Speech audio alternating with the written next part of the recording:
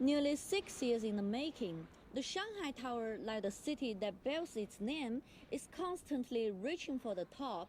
With the final steel beam being installed just a few months ago, the super tall skyscraper is expected to welcome its first tenant in 2015. Topping out at 632 meters, it's China's tallest skyscraper, but that crown won't be held for long. More ambitious projects are under construction or waiting approval, such as a 729-meter building in the neighboring city of Suzhou. When it comes to building the biggest buildings in China, the sky is truly the limit. Skyscrapers have been sprouting up around China over the past 2 decades on an unprecedented scale.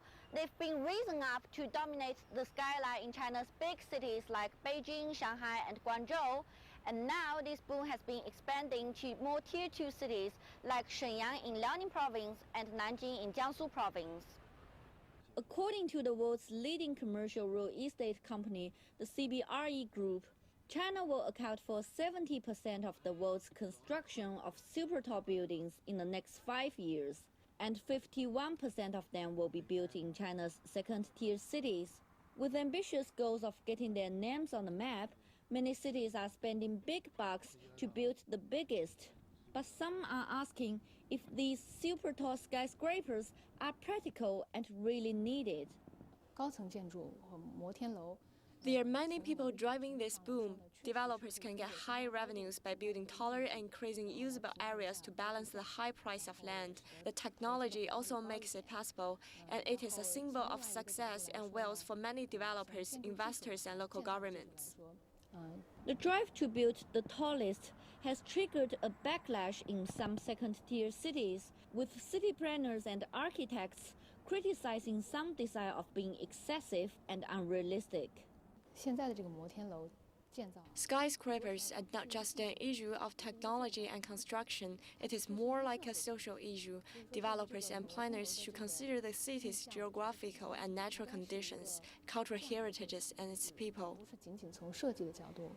But experts warn that people shouldn't criticize the construction of skyscrapers merely based on its height, as long as the building suits its environment and has the support of its residents. People's lifestyles change as the economy and society develops, and their need for modern architecture develops as well. Skyscrapers are a new phenomenon in many places in China, and we can be more open-minded of it. By 2016, China will have around 800 skyscrapers, 4 times the current number in the US. But in a race to reach the sky, it's important to stay grounded and understand a city's balance between want and need. Linan, CCTV, Shanghai.